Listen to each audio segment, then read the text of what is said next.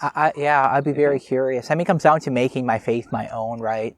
I recognize it's it's the same as my parents, right? Yeah. And so maybe in that alternate reality, it would be same as my other parents. Yeah.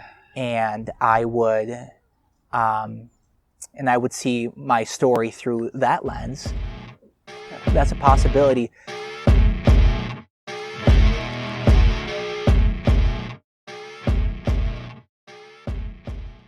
Sole reason for your beliefs, pretty much the whole post, I think, would be God. Yeah, who I am in Christ. Yeah, that's my social truth. You're right. Okay. That's an accurate definition. Yeah. Would you be comfortable talking about your belief in God and the reasons why? Absolutely. Okay. Awesome. Absolutely. I guess what makes you believe in God? Yeah. So I don't know if you YouTubed or looked up my background or story. No, but actually I didn't. So basically, before I was even born, my dad was married to his wife, had 2 daughters, was a middle-class naval officer in the Russian Navy.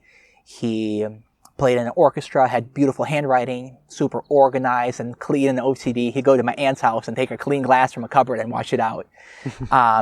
And life was going well. Then he went on a submarine training exercise with 29 other men on there, or people, maybe there's some females on there. And there was an accident, and the submarine sinks.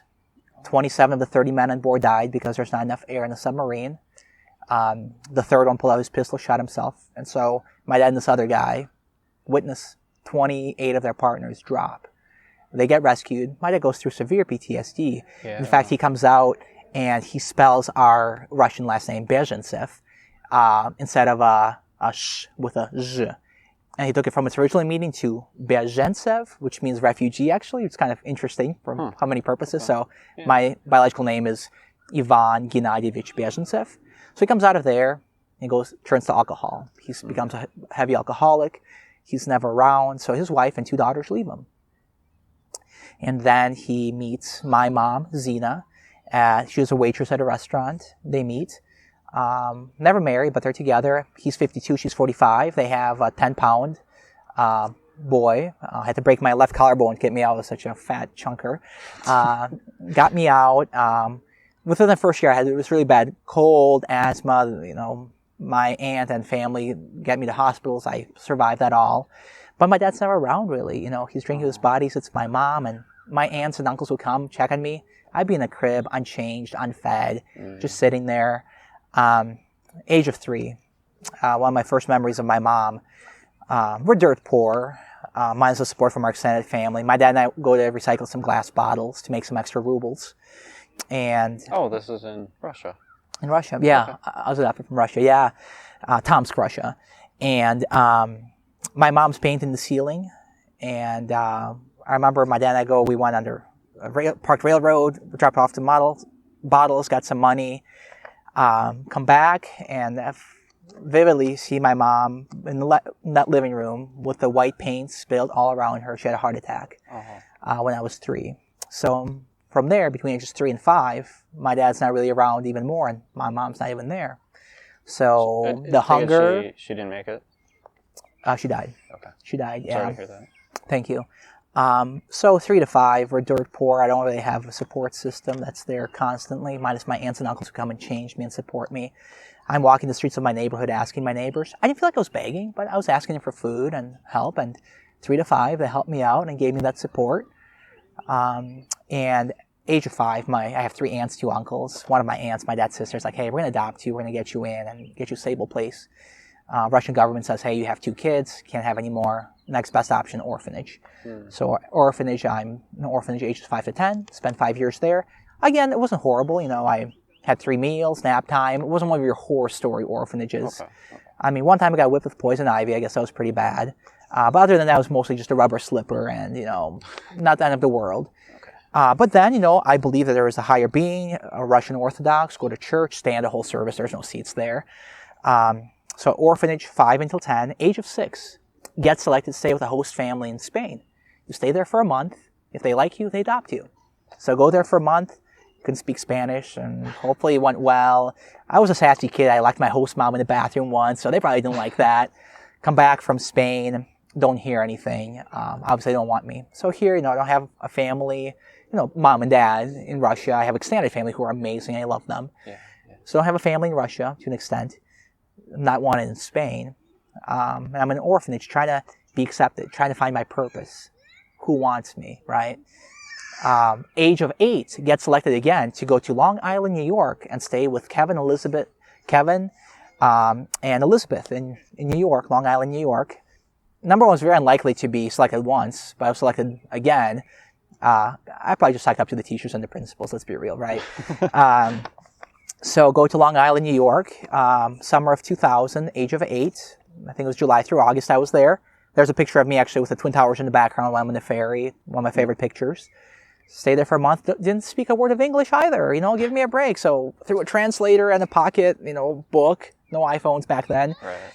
And I thought we got along, it went well. Come back to Russia, no word.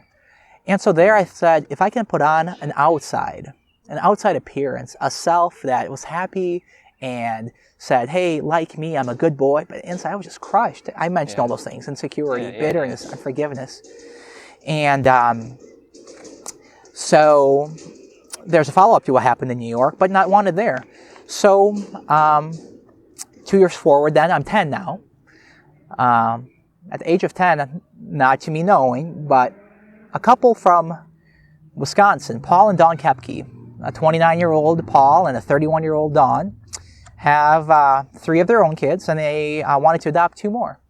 So anywhere in the world you could adopt. Where could we adopt? Well, hey, Grandpa Koepke, he was in the Vietnam War, and he spoke Russian because he translated Russian communications in the Vietnam War. Let's adopt from Russia. All right, they go to Russia. They want a girl who's 5 and a boy who's 7 because that's a nice gap from my older brother Tyler, about 5 years apart. Come to the younger orphanage, find Galina. They love Galina. Things are great. Come to my orphanage, 200 kids, find Peter. I don't know this is happening, but my friend Peter, left side of the orphanage, 3rd story, room on the right. Everything's looking good, right? As they're on their first trip, the Russian government says there's a change in adoption law. The first trip is to see your kids. And then you come back for the second trip to finalize the adoption. And my parents are like, well, how do we afford a second trip? Each kid is $17,000. Yeah. Time off of work's running out. I said, we'll come back and we'll probably just stick with Galina then. And so they come back for the second trip to finalize that. And our grandparents, our church, friends come in with amazing financial support. It's not only fun that second trip, but to have enough for a second kid. So you're thinking, why did they adopt Peter?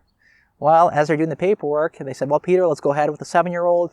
They said, Peter's no longer eligible for adoption. My parents were like, what are you talking about? What do you mean? Peter's been adopted with a family in Spain or Italy, one of those 2 countries, I forget. So the translator, social worker, principal say, well, we have these 20 tapes, video cassettes, DVDs of kids who have stayed with host families in the past. They're eligible for adoption. So 200 kids in the orphanage, 20 DVDs. So my parents don't get a DVD from the left side of the orphanage on the 3rd story on the room on the right, where Peter was. They get a DVD, well, one of those 20, from the right side of the orphanage on the 2nd story on the room on the right. One day I get called down to the principal's office. I was a normal kid, right, for my standards. Not a normal occurrence. And I come in, and there's 2 people, mom and dad, Paul and Dawn Koepke, sitting there. Social worker, translator, principal, the other principal. Have a 20-minute conversation. All I remember is they lived somewhere that was cold. They had a trampoline in their backyard. At the time, they were in Menominee Falls. That was about it. Super nervous. I was like, here goes another one. I know how this drill works. Probably will never work out. Mom tells me now, she's like, Vanya, the moment you walked into the room, I knew you were the one. Which, whether her or God's prompting, it could be a combination. So I get adopted at the age of 10. And I'm like, it worked. I was a good person. I put on an outside happy self that it fooled them. It worked. And I thought all my dreams would come true. I was in a loving family, and my siblings were amazing. My parents were great. And my parents would be like, Vanya, but Jesus died for your sins. And if you accept him in your heart, that he's the Lord of your life, you can be forgiven. I said, no, if you're a good person, you will be fine. I pushed back on my parents. I said, if you're a soldier who's fighting for your country and you didn't accept Jesus in your heart and you died for the country, that soldier's going to heaven. because he or she did a good work for the people. And Harley break here. Yeah. It's all good. Yeah, so that was 10. And then 2 years later, I know my parents were praying for me, and I was just thinking about, we're going to Awana at Crossway Church, First Alliance Church at the time, in Germantown, Wisconsin. We're driving down County Line Q, and my dad and my older brother Tyler were in the car, and I started asking questions. I said, I love my life. I love you guys. But you guys have something, a puzzle piece inside of you, I can tell, that I don't have. And I need, that's something that you have in my life. I said, Vanya, well, it's what I've been talking along. It's not a religion. It's a personal relationship with Jesus Christ. He can fill that void. The Holy Spirit can fill that void. It will not make your problems go away, as you can see, but it'll give you an eternal assurance. It'll give you hope. It'll give you purpose. Right? I was searching for hope and purpose for 12 years. So we pulled into the Walmart parking lot. It's a J.C. Penney now. We prayed for about 20 to 30 minutes, and nothing happened. The sky didn't open. Jesus didn't come down and hug me. But I broke down. That heart of stone finally broke open. I cried and I sobbed. All that pain that happened to my family, that happened to me over those years, I could, not physically, but emotionally, I could feel that embrace from God and the Holy Spirit saying, Vanya, you have a purpose. You are loved. You belong. And no matter how far away you were, God was and Jesus were there right behind me, by my side. And so from the age of 12, I just turned 30 a few weeks ago, for the last 18 years, I've made mistakes. And I'm a sinner. I'm a person. But for those 18 years, that has been my purpose and my identity, because of the amazing work that God did. The odds were against me from that submarine that my dad should have died in. I shouldn't be even thought of. And so then I actually called the Gallagher family. New York, I know what happened there. I have some pictures. But the Gallaghers gave me Kevin Elizabeth Gallagher, no relation to a congressman, from New York, the host family in New York. I want to clarify that. Yeah. I called the number saying, just wondering, And I was 17, 7 years after being adopted, I called, and Elizabeth picked up the phone. She starts crying. Well, at first she says, who's this? I said, Vanya. She's like, who? I said, Ivan, because they called me Ivan. And then she starts crying. She says, Vanya, we were in the process of adopting you. I was like, oh, good, I'm a Giants fan. No. They were in the process of adopting me, and she had breast cancer. So took about the first year of that time when I was 11. Then by the time they got back to that second year, she fell down and broke her leg. Rehab. So about 2 years later, they come back for me. From 8 to 10, what happened? Well, my parents came for me, Paul and Don Koepke. Yeah. And so I've been in touch with them. They're my East Coast family. So, sum that all up, where I was, and I can see where I am now with Christ in my life. I'm not perfect, but God did a redeeming work in my life, and I live every day just to be a better example for Him. I know I fail, but I try to be a better life for Him, to give people who are looking for that purpose, who are looking for that hope, who are looking for that definition, who are looking for that source of truth. And I want to at least be a light and a spark for that conversation. Okay. Thanks for your patience. Yeah, no problem. It was a great story. Thank you for sharing it. Absolutely. I appreciate it. Absolutely. And I'm going to ask my next question. But before I ask that question, I'm going to ask a different question. Yeah. To make sure it's okay to ask this question. Please. Absolutely. If, for whatever reason, you determined that God, Jesus, that you were unsure if it was true anymore, do you think that you would be okay with that? I just don't see a life without that. I mean, that is the identity of who I am. And I mean, Lee Strobel, who was an atheist, went to pursue proving that God is not real. And this atheist, Lee Strobel, wrote the book, The Case for Christ, right? Okay. And there's plenty of examples of pastors becoming atheists, so right, it's not the source. But I truly am so confident and assured that beyond the 80 or 90 years, or heck, however many years God gives me here, that in eternity, whether in heaven or hell, and it's overwhelming to think about, what if? People say, there's not a heaven or hell. Okay, but in the smallest chance, what if it is there? And an eternity of 1,000,000 years, and 1 billion years, and 1 trillion years, and 5 trillion, I'm like, when I get bored, it's overwhelming that we're in purity and worshiping God and doing our work and tasks without pain, without sin, without sorrow, without traumatic experiences. And to me, I say, what if that is the case? I firmly believe that is the case. But for those who don't, even if it's 0.5% chance, what if? It would break my heart to not do everything on this side of eternity to make sure those people spend eternity in heaven in the love of Christ, who is by their side at this very moment, than eternity in hell. I am willing to stake my political aspirations, my personal aspirations, to an extent my social status aspirations. I could be a very neutral and popular and have a lot of followers and likes, and in a way I do, which thank you. But I know I've sacrificed and lost friendships, and even my older brother and I have agreed not to talk politics. We have chose to put family first. We don't agree politically, spiritually, but he's the best man at my wedding coming up in November. And I love him to death. So it is on me to sacrifice anything I may gain from this world, my status or anything, to give those people that hope. And if I had the privilege of being part of 2 people praying with them, having accepted Christ, those 2 were worth it. If that's all I got out of this life, those 2 were worth it. So what if there's that small chance that God is there? So to answer your question, I since 12, I cannot picture my life without it. It is my core conviction that I'm willing to die for. Okay. Absolutely. I guess wording this question in another way. Yeah. And probably a few other questions would absolutely. do the same thing here. Yeah. If, for whatever reason, I guess, if you lost that, would you still continue being who you are? Would you? Oh, no way. Without Christ, I may try to be good. I may try to be popular. I may try to gain all the followers and the friends.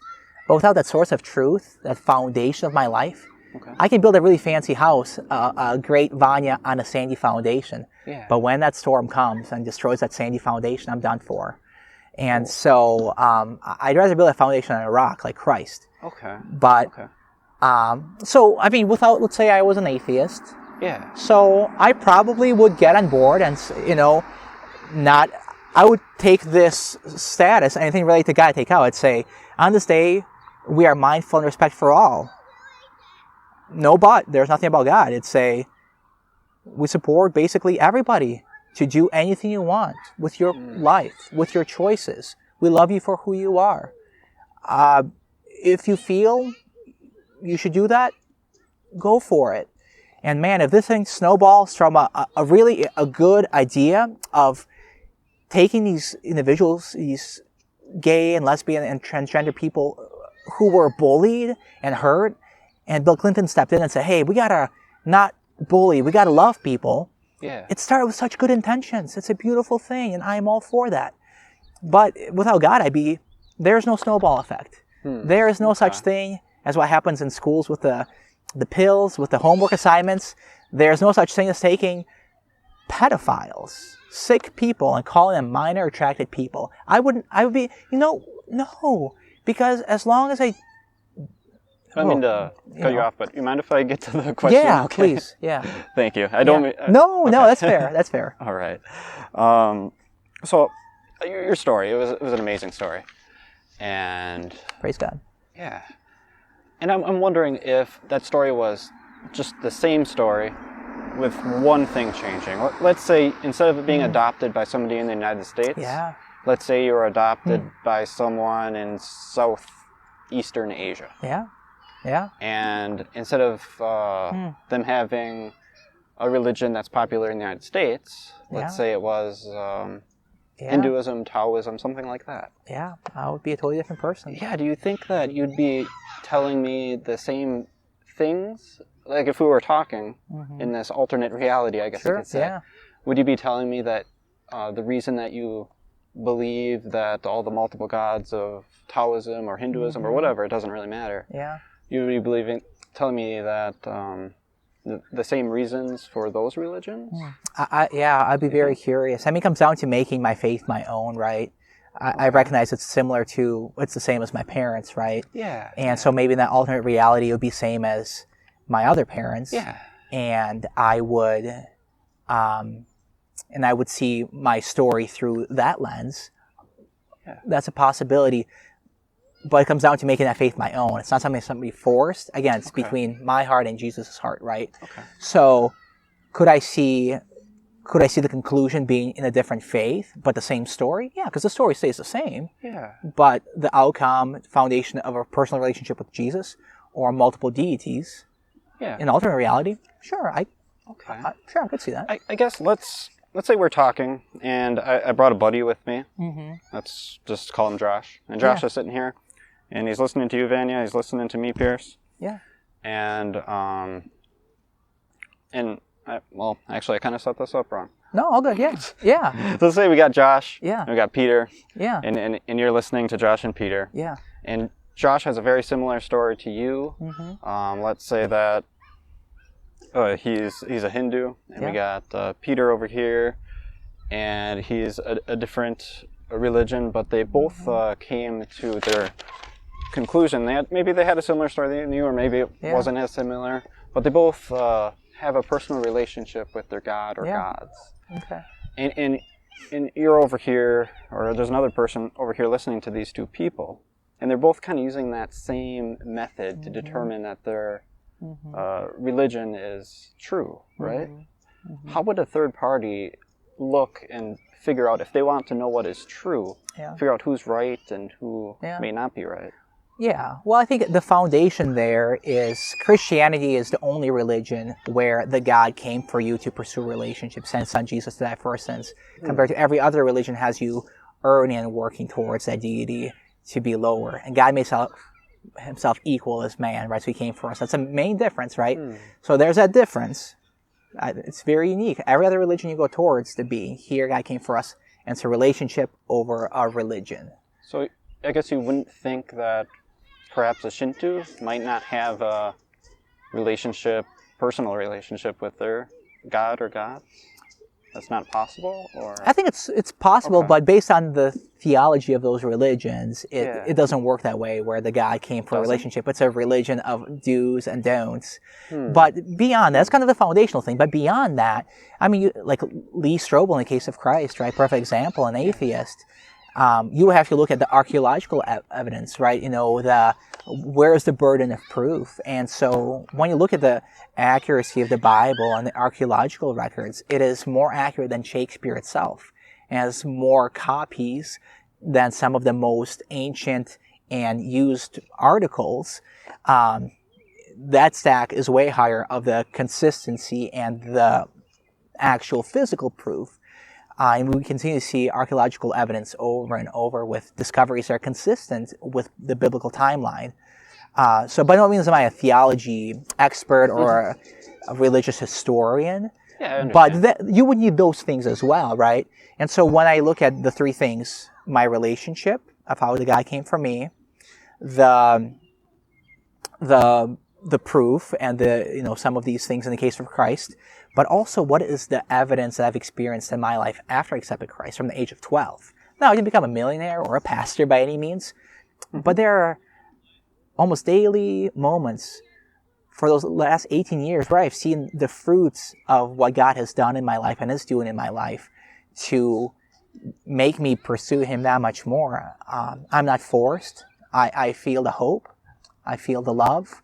And my purpose and identity is rooted in how God both has challenged me but also blessed me in the last 18 years. Okay.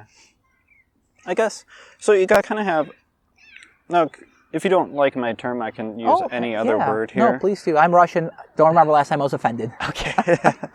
So, I guess your story, are you comfortable with me calling that a personal experience? Absolutely. Okay. Yep. So, with regards, we got personal experience here in my left hand, and then we have archaeology in this hand, and then you also mentioned a vast copies of the Bible. Which one of these holds the most weight? Which one gets you to believe? Which one is the biggest reason for your belief? I think it like anything comes down to our heart, right? And it comes down to my heart and believing that when God will judge my heart at the end of eternity, we'll be on the same page. So it comes down to that. It wasn't the personal experience that said, I believe God was all part of that, but I don't believe it's because I was adopted, I am a Christian. I wouldn't say I became a Christian because of my personal experience. I have to thank God by being stuck in this faith. I'm not. It was a personal choice and a relationship. But when I look at the story, it's more about the author of the story than the actual story. And instead of random evolutionary accidents and explosions and chances, like all of our lives, it's a purposeful design with pain and sorrow, but also hope and love and joy that God didn't say he will eliminate, but he will walk us through those things. So I'm aware of my personal experiences, and I'm aware that you need evidence for God, and I've looked into those things. Mm-hmm. But based on a combination of those two things of, just feeling it in my life, you have to feel in your soul and your heart. I can't force somebody to do that.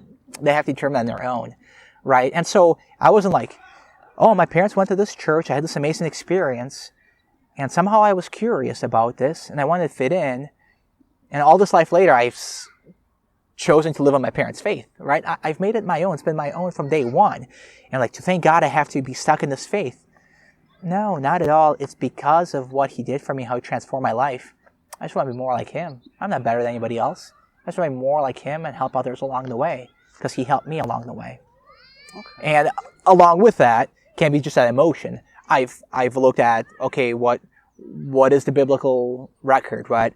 Again, I'm not a scholar, but you got to have some consistency, and there's, Jesus wasn't made up, Bible stories weren't made up. There's archaeological evidence that's been found for a lot of these things, not all of them. They're consistent with the timelines, and that only strengthens and encourages me more to connect my personal story and experiences to some of those concrete things. It can't just be feelings and emotions. Okay. Yeah. Okay. So, okay. So you said it can't just be feelings and emotions. Mm-hmm. So that's not really a factor in your belief at all, or? Well, I mean, it is. I mean, when before I accepted Christ, I had a heart stone. I was angry. I couldn't say thank you. Couldn't hug people. Couldn't say I love you. Yeah. He changes you from the inside out, so that your emotions change.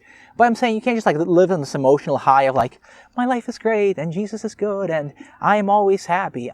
I go through the reality of this life in this world, not of this world, right? But in this world, through my ups and downs, emotions. But there also needs to be hard and firm fruit and evidence. What's the fruit of my life now that I've accepted Christ, right? How am I living for him and through him in a way? So, yes, there is emotion and, God moves you in amazing ways. If you're attuned to the Holy Spirit, you cannot hate your neighbor and be in the kingdom of God. I can't have a heart of hate and contradict who I am in Christ. So there's emotion, but when I mention the emotional experiences, it's the high schoolers or college kids go to a Christian camp or Christian retreat. They go, they hear the music, they hear the pastor, and yes, I'm in for Jesus. Yeah. And they come back to school, and they're getting bullied. And made fun of. Then that kind of high goes away, right. And then they start questioning everything. So it's a balance. It's a balance of it too. I guess, So can someone use that emotion and come to a conclusion that is not correct? Oh, absolutely. Yeah, absolutely. They can in fact, say that same-sex marriage is in line with the Bible, right? But that's just not theologically accurate, right? So, I speaking truth in love here, right? Churches are changing their theologies and morphing towards the norms of the society instead of standing on the foundation that has lasted centuries, and standing on that truth. So we can always mold and evolve, if you will, but I don't want to be my church to be the next Hillary Clinton, who 20 years ago says marriage between a man and a woman, and my campaign, never mind, just kidding. What will it look like in 20 years? Will it progress another way? So we'll see. I'd rather be firm. If I find that I'm in error of something, if I said something offensive and hurtful, of course I apologize for that. My best goal here is to speak truth and love. It is. But it is on that consistent foundation that Christianity has been on over the years through their rights and wrongs. Christians don't portray Jesus in the best light always. I would agree with that. But I want to say in that firm, solid foundation. All right, I have a few more questions. Please. I know we've been going for quite a long time. Do you have time for more Absolutely. questions? Okay, awesome. Just wanted to check. Yeah. Don't want to hold you up too much. All good. All right, so I guess I got all your reasons, I think, here, and I want to figure out which ones, if you lost that reason, if you'd still have your belief. So I guess with regards to your personal experience, your story, and I guess everything that you see in your life that points to God, if you were to lose that, do you still have your belief?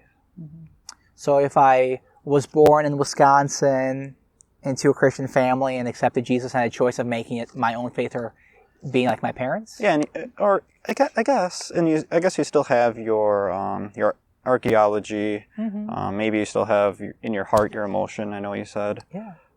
You also mentioned choice. But yeah, I guess if you take away that, do you still have your belief? And yeah, I'd be curious, and I think yes, without it, I could. It just depends on who I am, growing up in an all-American family, right? Okay. And raised in a household, and to an extent, I had to have those difficult things that formed me and molded me to see the contrast. Okay. If I was in a Christian home, and many kids do walk away from the Christian faith because they're in church and in a Christian home, and after high school, out with my parents' faith, in college, party it up, screw Jesus, like do your thing, and then discover your source of truth. So I may have, discovered a different source of truth. I may have found my purpose in relationships and different things.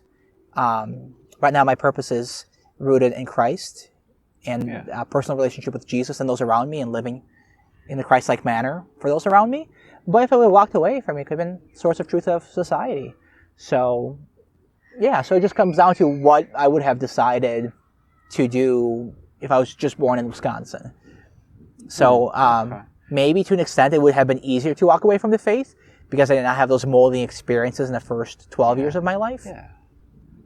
I guess should we determine our beliefs and what is true about reality based on some of these molding experiences? No, not necessarily. They're part of the story. They're not the whole story. Okay. But there's the before, the doer, and I could feel just a weight lifted when I accepted Christ in my life. Again, sky didn't open, but I just felt free.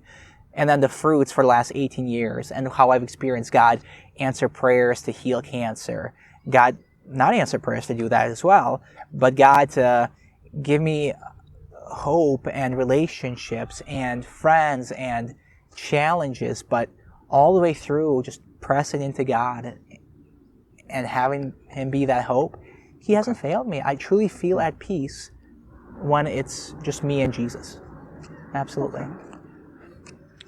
Do you think that someone can feel at peace and not have any religious beliefs, that they can feel very similar to the way you feel?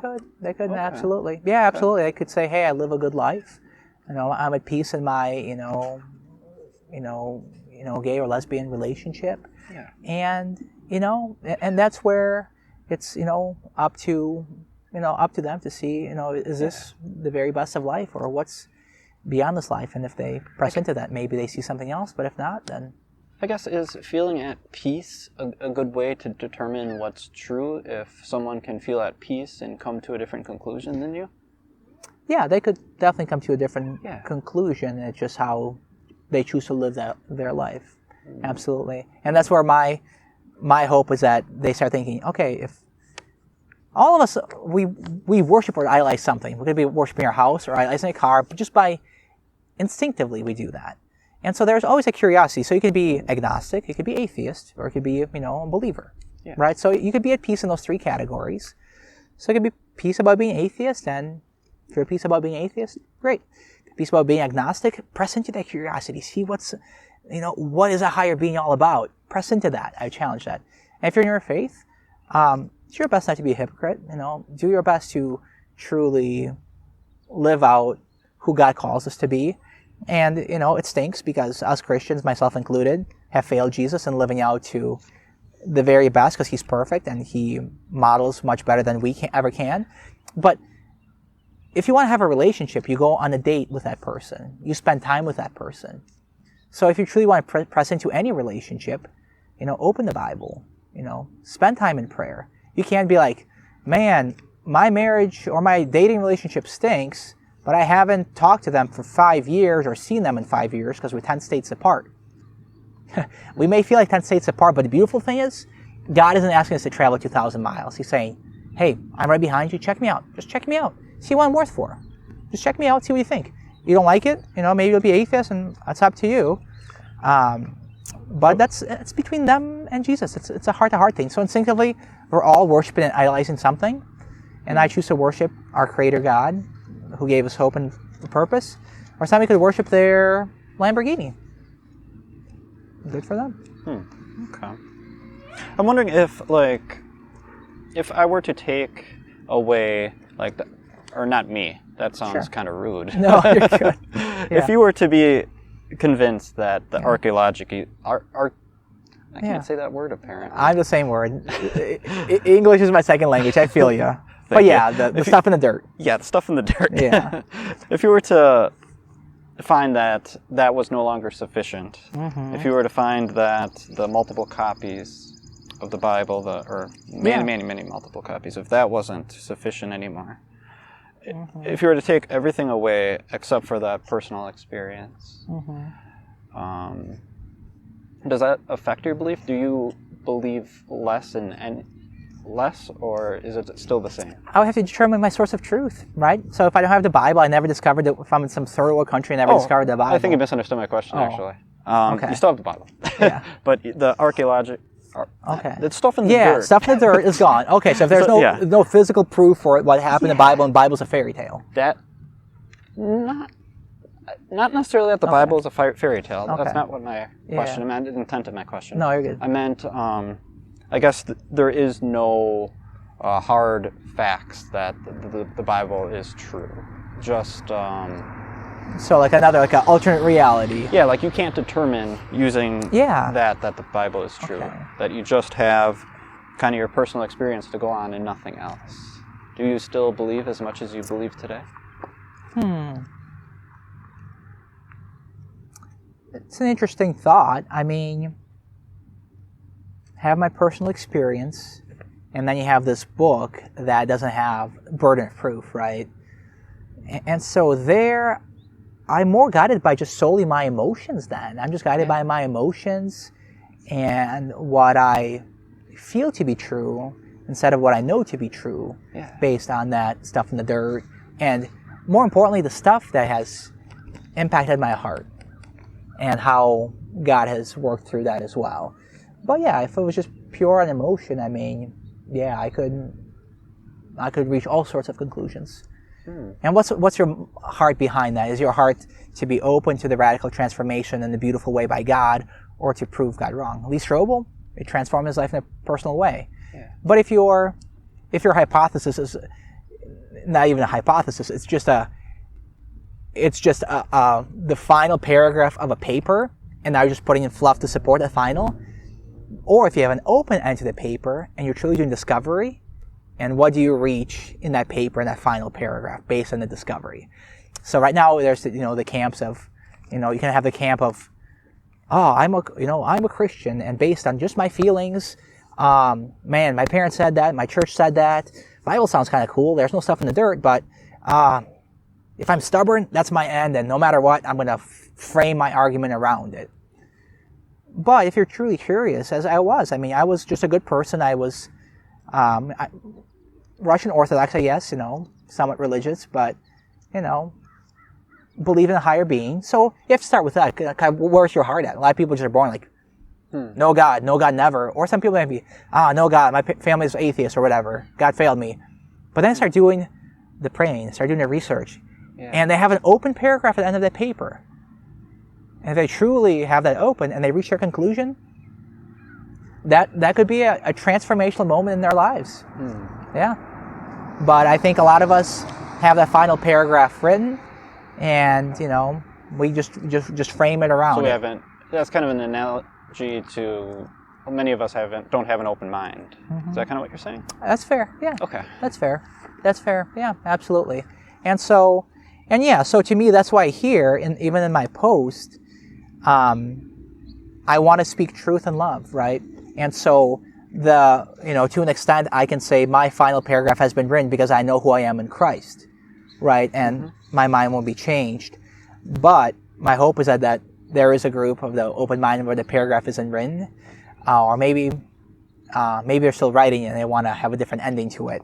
I hope to reach them and give them that real hope. So this is kind of awesome. I'm glad that you brought up keeping an open mind, because this leads me into a question I really like to ask, and it's, what would change your mind? What could you learn that would change your confidence in your belief in God? If in my life, after accepting Christ to this very day, I didn't feel answered prayers or God's guidance or wisdom, and it was just pointless, just me talking to a tree or to air, and I didn't, feel or thought differently about my outlook on life, then that would impact that. How would you know if a prayer was answered or not answered? Well, a lot of it would be there's a specific need or request, or maybe even a thanks, right? And it comes to the desired outcome. But sometimes it's an undesired outcome, right? Yeah. And through that, still pressing into God and be like, God, even though I prayed for something differently, is it maybe not your timing yet? And sometimes maybe it's different timing, and sometimes it's truly just a different will, And for me, I thought my testimony would end at 12, and like, beautiful story. But then the first person I dated was, after college. I think I was 24. First girl I dated, and first love, and we were engaged. And I thought that's the person I prayed for since I was, young. And 150 days before the wedding, she calls it off. Oh. And that was devastating. I mean, that was like getting a knife stuck in your back. And I could, and you can choose where you lash out your anger. Do you lash out at the person, at your friends, or do you make God the scapegoat? And in that moment, I wasn't questioning my faith. But I just pressed into God, and I again felt His presence. I just felt His hope, and I was broken. It was a hard time. I lost 20 pounds. Very difficult time. I'm sorry that happened. Thank you.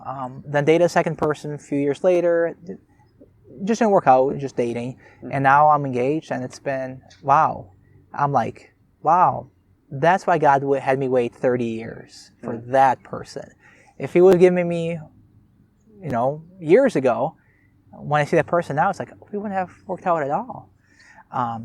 And the only moment, to answer your question fully, the only moment I remember questioning my faith after I had accepted Christ, I was 17. So I accepted Christ when I was 12. And I was on fire for God, obviously. And I was like, I have this hope and a purpose. I can tell my family in Russia and my dad that Jesus is the answer. A relationship with Him is the answer. So for my 17th birthday, a month before, my parents sent me back to Russia. I'm just kidding. That was their gift. They paid for a plane ticket, and I went back to see my 3 aunts, 2 uncles, cousins, half cousins, second cousins. It was great. I landed in Moscow, then flew into Tomsk, and I just could not wait to talk to my biological dad and give him this hope of the gospel of Jesus coming to die for our sins, giving us a hope in the future. And I got in the car with my aunt and uncle. I said, hey, let's go see Dad. And she said, Vanya, 6 months ago, he was crossing the street drunk, got hit by a car, and died. That's the one moment I do remember thinking, God, this was my mission. You called me to share your love and goodness, and now for all I know, you'd be in hell. And that was a difficult month in Russia. I remember walking back the neighborhood where I walked back, asking my neighbors for food. Walked back to the orphanage. I just lost it there. Yeah, I can imagine. That was a tough month. And I remember calling back to my parents here, and I said, man, like, why would God do this? Yeah. You know, is my dad in heaven? Is he in hell? Where's my mom? I mean, she died way before then, and my parents said, Vanya, I mean, we don't know why hard things happen, you know. Right. Bad things happen because there's sin, obviously, and why God allows them to happen. And they said, all we can do is just live in that hope of where was his relationship with God. We can never be judges. Even to a fellow Christian, there could be a fellow Christian a pastor, who could be cheating on his wife. Yeah. That's not of the kingdom of God, but they're the pastor. Mm-hmm. So we can never judge outward appearance. And so back then, 13 years ago, it was hard, and I still wrestle that from time to time. I think about that. I hope he's in heaven. I pray for him that he's in heaven, but it's just between his heart and God's heart. And so, I thank you for bringing up that question. I think that is the one moment I remember truly thinking is if God is real, why would he allow that to happen? Yeah. Or even for anything, my dad in a submarine accident, or my mom dying. So all these things work out for a purpose. But yeah, I remember at 17 thinking that. Okay. Yeah. Well, I'm so sorry that happened. Thank you. It's yeah. Wow. Yeah, it's hard to explain. But that's my hope that one day, I'll see him. Sure. And we'll see. Yeah. Well, I guess I want to go back to kind of the happy thoughts here. Yeah, for sure. So you were engaged to this woman, and she kind of put that knife right in the back. Yeah.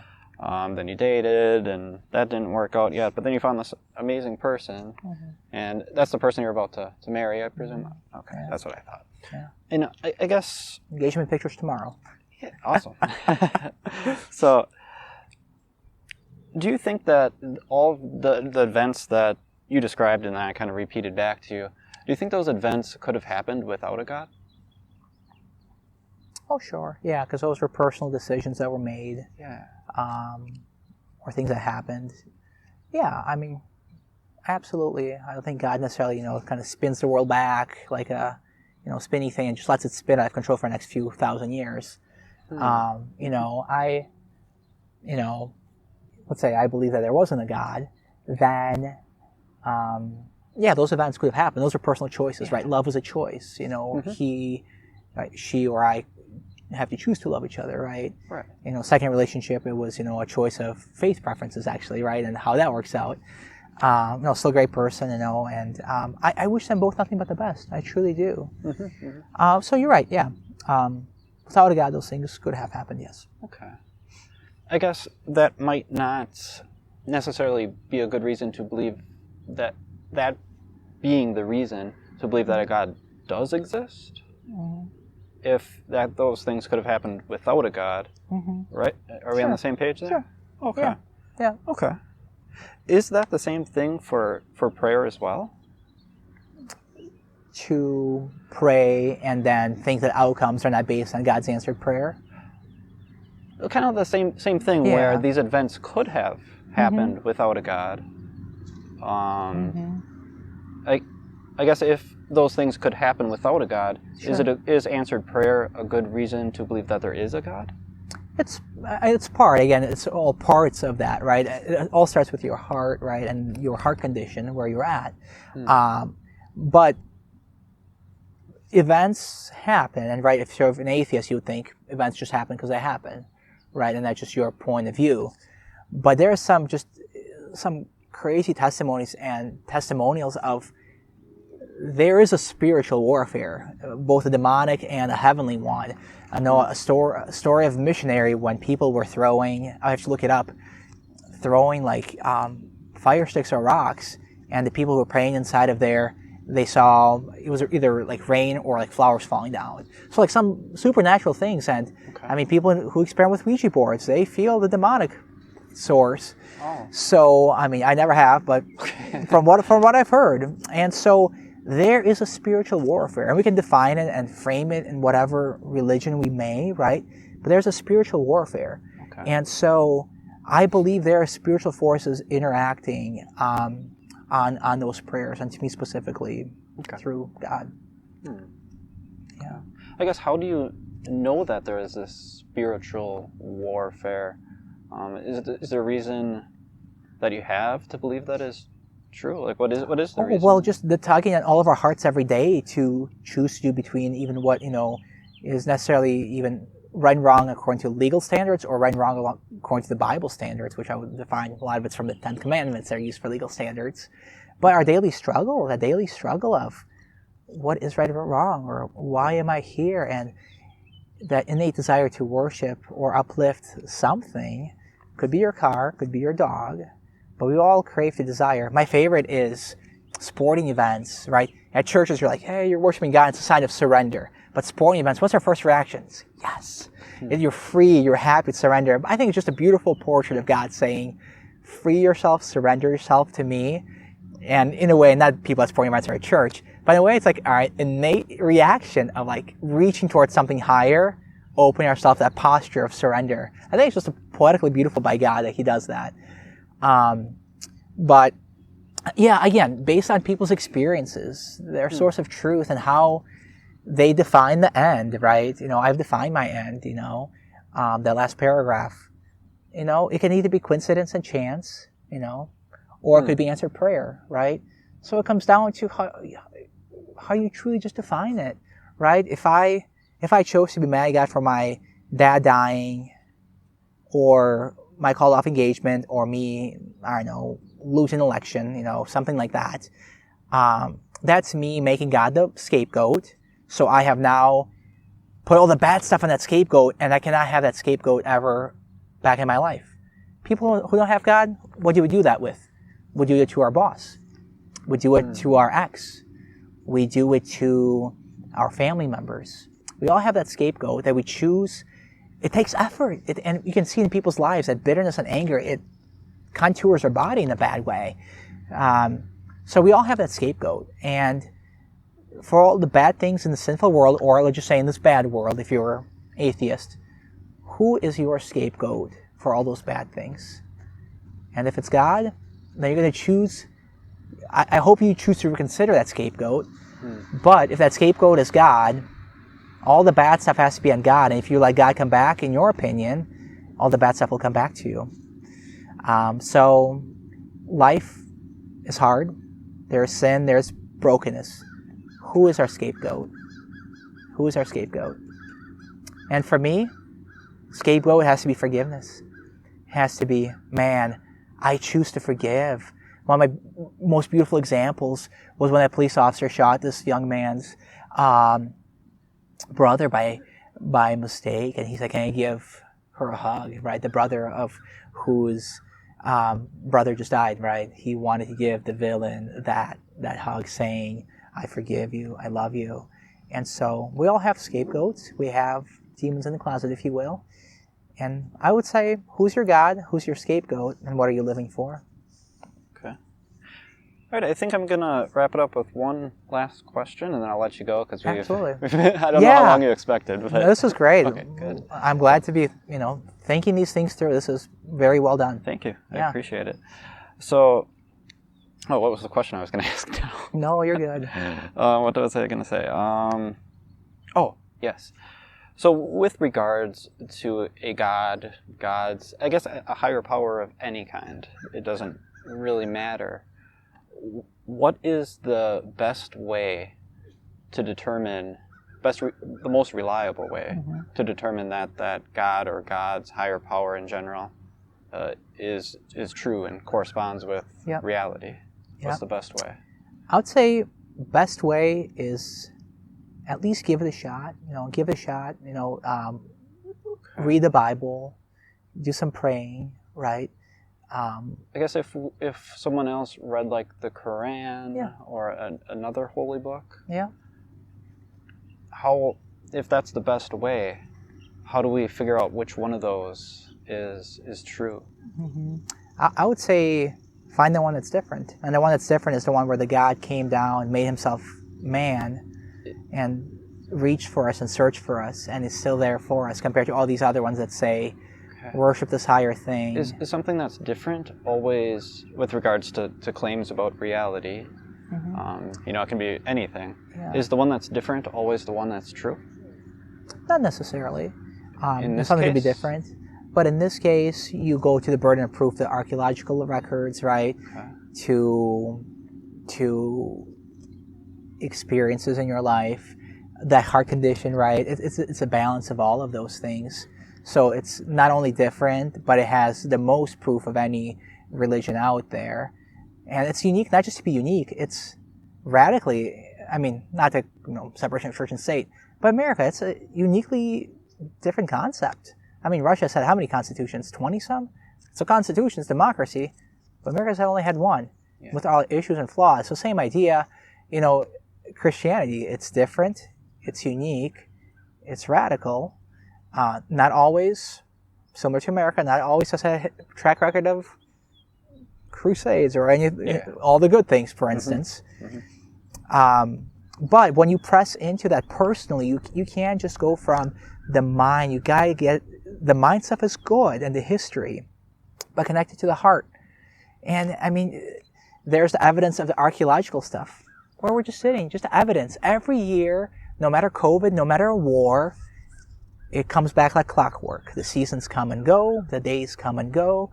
The smallest of molecules and ants and birds, God has revealed himself in all of creation as well, and that's Genesis, right? So, how did all this happen by accident? When we blow up a building, that thing goes down. Miller Park, when we took that thing down, County Stadium, we took that thing down. It went down, right? And we created a beautiful Miller Park with a lot of delicate work. And so here we have, evolution. You have an Big Bang and explosion, and somehow all of that is orchestrated. All of this is orchestrated by that explosion. So God reveals himself through the archaeological record, the uniqueness of the faith, the heart condition that we choose to press into, what we're surrounded by. How do we get here? How did all this stuff get here? If you were to, let's say, I'm not saying this would happen, but let's say you decided to study Big Bang cosmology, and for whatever reason you were able to determine to your satisfaction that the Big Bang theory is true. Do you still believe in God? I would. Okay. Yeah. It would be a different faith. I think I see your point there, though. Yeah. It would be a different faith because I have to throw Genesis out, though. I have to scrap Genesis. I have to start scrapping parts of the Bible. Sure. And eventually I have to be like, you know what? My knowledge and understanding, I want to be the creator. I want to be the creation. And it might come to a point where I may believe and I might eventually push away God, right? Because I now become the creator. I'm no longer the creation. And based on here, I will change the heart. And then what's my new source of truth? Is it my Corvette? Is it Buddha? Is it politics? What is it? What's the next thing, right? So I see your question. It's a fair question. So if I studied and was somehow persuaded to the Big Bang is a thing, oh man, if my source of truth, God's first book in Genesis, you scrap that, oh, we got some questions, right? And, Old Testament and cultural practices aside, we can get into that theological circle for days. It's like, oh, should be stoning people. It goes to the circle, right? But yeah, so if I said, yeah, Big Bang happened by chance, it just happened, and there's nothing there. Number one, how hopeless is that, right? If I have hope, be like, we just got here, and we're just here for 80 years, make some money, do our thing, and go in the dirt. you think it's possible It's kind of hopeless. that people, maybe Christians, I would think so. Do you think it's possible that they might look at the Big Bang and believe that was God doing that?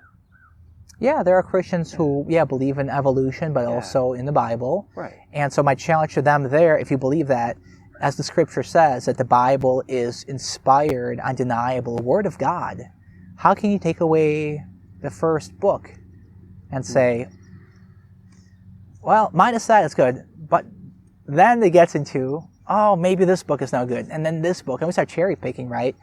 And so it's like, what do you read the Bible to be, right? And it sounds crazy, and God is limitless, but He created the world in 6 days and rested on the seventh. Sounds insane. Do you think if I'm the creator, it sounds insane to me if I'm a creator, but if there's a higher deity that's a creator and can pull it off, man, that gives you hope that He can pull off peace in Ukraine. He can pull off the battle against cancer. He can pull off the devastating childhood in an orphanage. Do you think that parts of the Bible should be examined critically? Do you think we should question whether parts of it are Oh, absolutely, true? because you have to take it into, I would agree with you, absolutely. What were the cultural norms of the time, technology advances, things of that sort. We have death penalty in some states, but we don't do it by stoning, right? Yeah. But there's a death penalty. Should we... Jesus said, he was the one who said, pick up the first stone and throw that at that sinner, that woman who committed adultery. Be the first one to throw a stone. And that's why when I look at the LGBTQI plus community, I can't say you're bad people. I can't make that. I'm not God. I have enough junk and sin in my own life. I cannot be the one to pick up that stone and throw it at them. I want to speak truth and love. And again, full circle, we can have different sources of truth, definition, and preferences. But parts of the Bible should be examined carefully. And I love what Lee Strobel did, an atheist. And he said, I am going to take that very book and just double down. But he said, the one thing he said he's going to do, well, no, he did write his last paragraph. That's remarkable. His last paragraph was written. He said, God is dead. There is no God.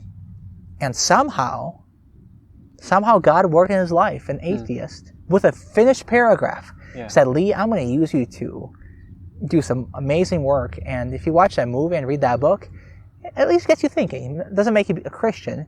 Yeah. That's the amazing thing. There's nothing that I can do or say, or Lee Strobel or anybody. It cannot be forced. Exactly what Jerry said. It's a free will. It's a free will, right? Yeah. It's a free will. That's what's so beautiful about it. These other religions, if you're not in that religion, you're outcast. Goodbye to the family. And it happens in Christian circles, right? Christian parents that said, I have a gay son. Adios. And I would challenge those Christian parents. That's not theologically accurate. That's not consistent with the Bible. That's a good thought. I get married, I have a kid, and if one of my boy is gay and my girl is lesbian, I can't force my faith on them, but I will not disown them. I will still love them because I love them for who they are as people, as my kids. Do I approve? It's like if a family member who did something wrong is in jail. Do you condone what they did? No, but you still love them. Just wondering, quick question. Yeah. If your son or daughter did end up being gay, lesbian, as you said, would you want them to be able to get married? If they saw happiness and that's a choice they chose to do, then that's their choice to do, and I would be okay with that. Okay. But to me, I would see that as more of a ceremony, because marriage is instituted by God between a man and a woman, and I would attend that, and I would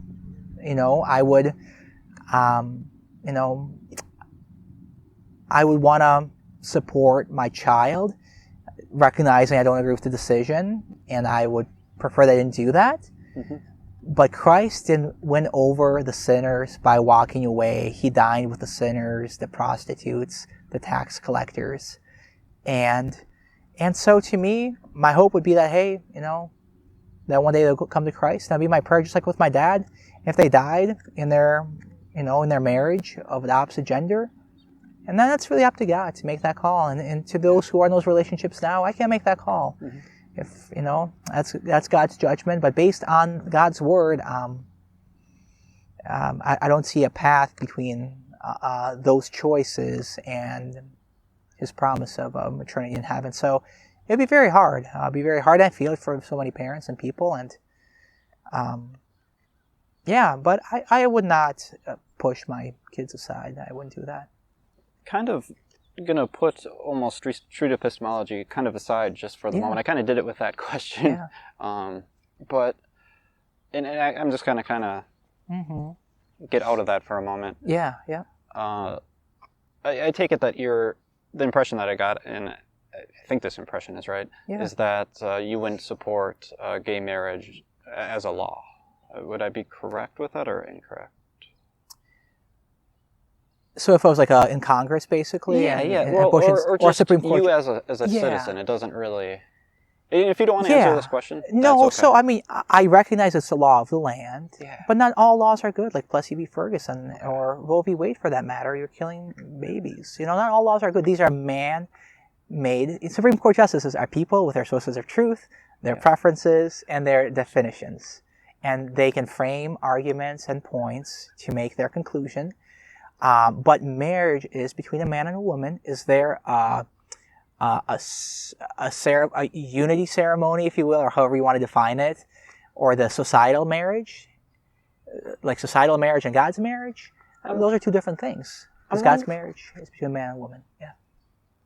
I'm wondering if we can come to almost an agreement here. Okay. I wonder if we could agree that a marriage between, let's say, a Christian man and a Christian woman, we can call that biblical marriage. Yeah. And then perhaps we can call maybe a marriage between an atheist man and an atheist woman. Maybe we can just call that marriage. Maybe we can call between a woman and another woman.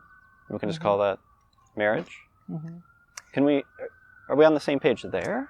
I mean, as defined by society, yeah. Okay. I mean, that's a name we give for an institution, right? And it's marriage. So, those people are married, but, it is not the definition of God or the fullest extent that God intended it to be in the definition of the biblical marriage. So I'm wondering if this controversy is just a definition problem.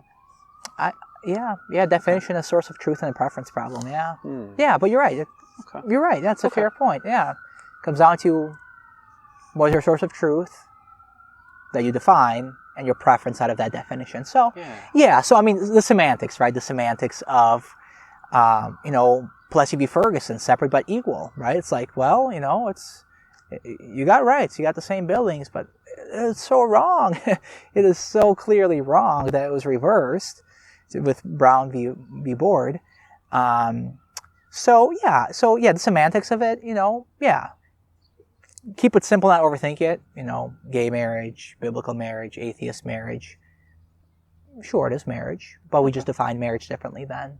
Yeah. And to be more, semantically clear, that's where I say it would be more of a, a unity ceremony, because for me, marriage equals Bible and God's definition. And so, I wouldn't argue till I'm blue in the face, that's not a marriage. Yes, it's a marriage, it's defined by society, but for me, I'd separate it with my definition of a unity. So I don't want to, die on the hill of the definition, but its intent, I think we should, view through what God designed it to be. Okay. I don't think I have any more questions for you, so I'm going to give you a chance to basically ask me anything that you would like. Yeah. This, number one, thank you for doing this. This was really good. Very helpful for me to even think through some of these things. Good. I would ask, as a third party and outsider, when you saw this post, how did it make you feel, and what were some of your reactions from this post? Okay. Difficult question. You don't have to answer it, but I can answer it. Okay. I was a little frustrated, okay, in all honesty. Yep. Okay. Not because let me actually look at it for a moment again. Yeah, absolutely. Just so I no, that's fair. know what I guess...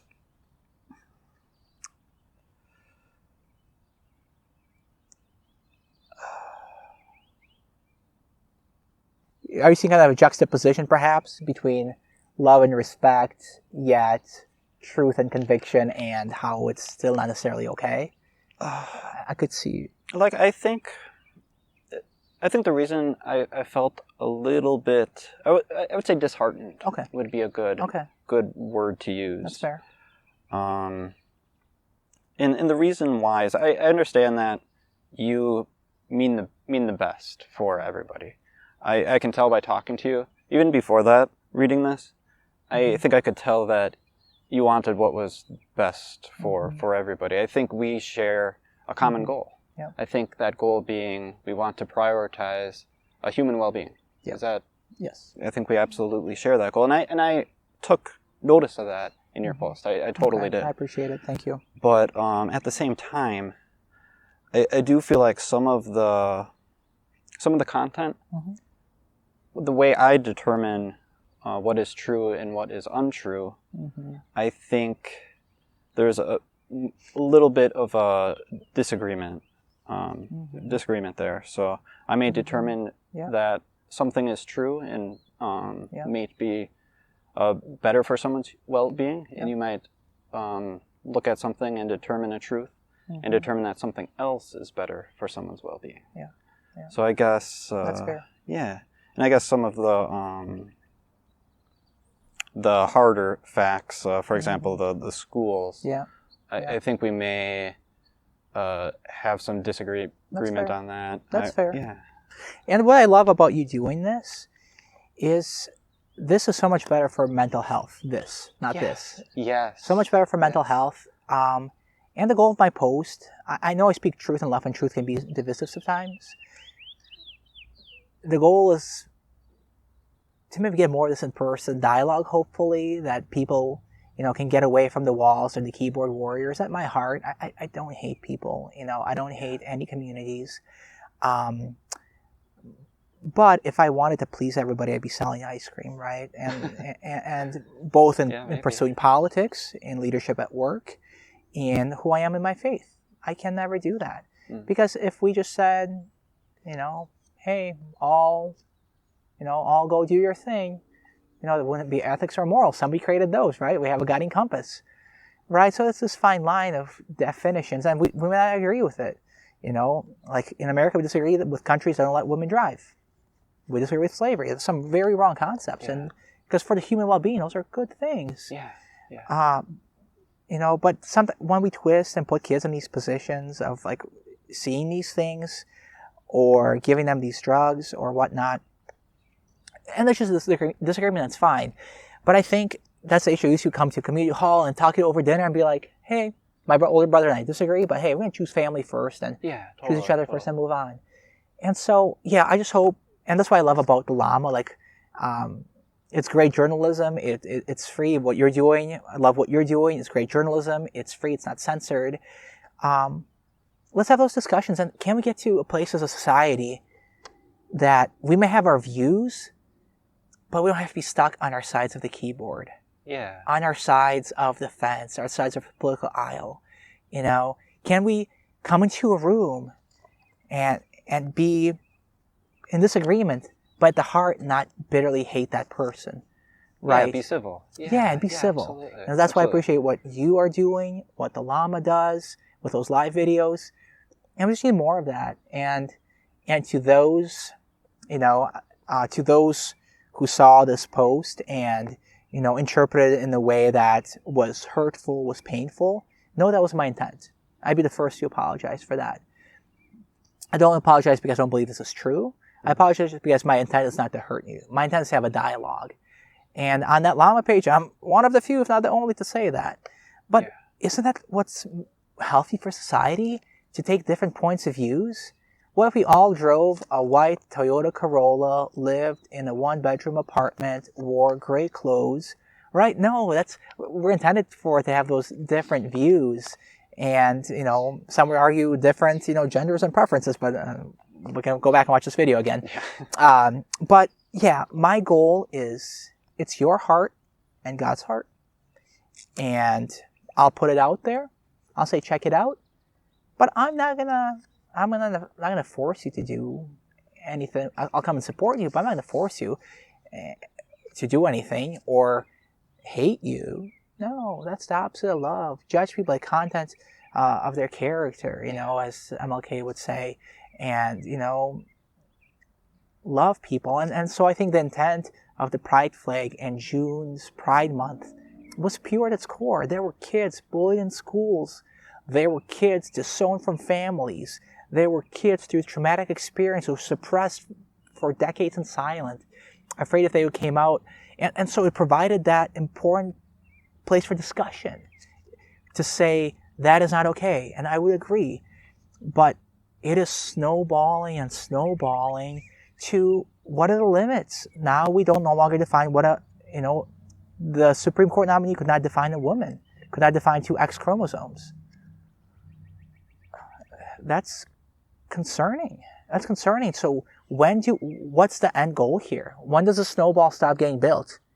Because pedophiles are now minor attracted people. So are we perverting this beautiful thing against bullying and for unity? And it's being perverted towards shoving in kids' faces and now politically correct language of, somebody who assaults kids, a pervert. Again, a thing of definition. And if we define it soft enough, minor attracted person. If I'm a 4-year-old, 5-year-old, what do you think? Oh, minor attracted person, okay. When I'm older, am I a minor attracted person? Like, okay. It doesn't have the consequences. We all have. If I ask a question? We all have actions, but there's consequences. Yeah. I guess you said that it's a snowball effect, and when does it stop? Yeah. I guess that was a rhetorical question. Yeah. But I think I might have an answer. Okay. I think it might stop when human well-being is negatively impacted. I think that's where it should stop. I guess, would you agree with that? Yeah, and I wonder there are people who are stepping up and saying, man, I did this gender thing or took these pills and boy, do I regret it. They are stepping up. And that impact is impacting them physically now, mentally, emotionally. And so just because the media and society isn't promoting it, maybe it's the 2%, not the 100% or the 98%. Just because they're the minority doesn't mean it's not impacting them. So again, what is the definition of society well-being? We're not hearing those cases, but there are many who say, man, what was I doing at that age, making that a life-altering decision? I mean, you can't go back. You cannot go back. And then back to the circle of bullying yourself, mental health. Now are people bullying me again? The well-being that was the original goal here. And I agree with well-being. But now it's turned into a political agenda, and it's defined by a party and pushed by a party. So it's very much about sides. And now a Supreme Court justice who's going to define the future laws of our land, when asked, can you define what a woman is? Being a woman herself, trying to be politically correct to support her party and the majority until November, could not give an answer of what a woman is. It wasn't a trap. It was just... And so science used to be all about questions, and now, it's a definition. It's science definitive. That's not how science works. And if scientists with a different view that aligns maybe with the political party per se, maybe not even political, but a different view has a different definition and doesn't fit that narrative, that's not science. Well, what do you mean?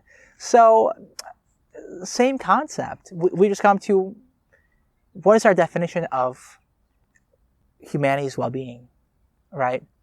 Well-being, what will make us happy? Well, how many body change surgeries will make us happy? How many shots of alcohol will make us happy? How many spouses will make us happy? How many cars will make us happy? Right? Right. I know that was rhetorical, but I think maybe it depends on the individual, right? I mean, so back to where it started.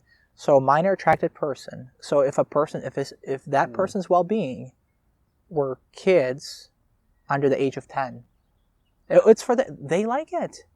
Yeah. No. And now we call them minor attracted persons. Would that negatively, if they were to act on that obviously would severely negatively impact their victim, obviously. No questions asked there. Yeah. So I would think that that's kind of where that line gets drawn there in that circumstance. Obviously, they can't. So when somebody's actions impact somebody else negatively. Yeah, absolutely. If there is somebody who's taking action that is negatively impacting somebody else's well-being, that probably is a pretty good. So shouldn't line. schools give these kids options and not push a specific curriculum that's defined by political background or political definition? That's the issue with these parents who may be conservatives, have their kids in public school, and the kids are reading this material. Well, there is no choice or well-being for those kids, because those kids said, we're told no praying and no Bible, but check this book out. Back to kind of full circle. Go ahead. I'm sorry. They were told not to pray? There's in public schools a significant push against prayer before football games or prayer in school or publicly reading the Bible. I'm wondering if this is it's not promoted per se. Yeah, it's not promoted. But these books about sex positions are. Okay. Yeah, you see, I love your example earlier about American flag pole in the middle, the pride flag and the Christian flag, right? Okay. But the side tends to be Democrat, not all, but they'll quickly say, well, it's easy. It's separation of church and state. So that's why my definition is right. Well, yes, separation of church and state is true, but all those parents of both backgrounds are paying taxes for that public school. Even homeschool parents pay for that public school, but we don't benefit from it, which is whatever, right? So again, we say no to prayer because we prefer this new definition. No to these books. And so there's an author with his source of truth or her source of truth with their preferences and their definition. And so either we make both options available. Now, even history can be twisted, but there's math, that's black and white, that's good. Math, science, history. Let's focus on that. Let's just leave school to that. And at homes, let's talk to our kids about their gender or whatnot. It's just not the place in school. And so I think that's what's happening. Okay. I liked your example of the football example. Coach is a Supreme Court case right now, right? Yeah. And you said that you should offer both options, and you can pray or you can sit to the side or something, right? Yeah, before the national anthem, during Juneteenth, playing the anthem. Yeah, I'm wondering if it would be okay if instead of a Christian prayer, if they read from the let's say the Quran before the football game. Yeah, and it's similar to what the city council does with different invocations, right? And so I think it's a Christian school. The Christian school is probably going to limit it to their definition. But if it's a public school, that is a perfect example. Absolutely. If we want to have week 1 Quran, week 2 just silence because it's it's an atheist. Week 3 we got the Billy Graham of the world up there and bring it home, right? Because yay for me. Okay. But that's where the parents, again, have their choice of their definition. I'll send them to Providence. I'll send them to private schools, whatnot. And then that's a whole argument of government-funded money and vouchers. And it's well, wait a second. We're all taxpayers, and you're choosing to put your kids in different schools. So it comes down to source of truth. I hate to be a broken record. Source of truth, definition, and preference. It really does. And right now we're kind of in a way in the battle, right, of how do we want to define America? What is our source of truth in America, and what is its future? And I think the issue with government, one of the parties is struggling to meet black and white math stuff, right? So they try to campaign on all of this. Where's the end in sight? They try to say, hey, I flew the flag over, and that's great progress. And the other side is saying, gas prices too high, inflation too high. They have certain number goals, right? And Green Bay is well, we're at 82 of 100 or 84 of 100 on the pride scale. Okay, that's good, I guess. And so one side has decided to define America through those loose concepts compared to, conservative side that I am obviously not leading to, but part of as well. And my definition, my fight both spiritual, but also for America to an extent, is that those actual tangible goals of like, one side says it's no longer partisan. It's like almost illogical. And I'll wrap it up here. But it's like illegal immigrants don't need any proof for crossing, right? But we can give them a free driver's license if they want to drive. But then when they come to the polls, they don't need that ID to identify themselves. So it's like we give free licenses, but used for only certainly defined purposes. So, right? So, again, I don't want to get a whole rant here.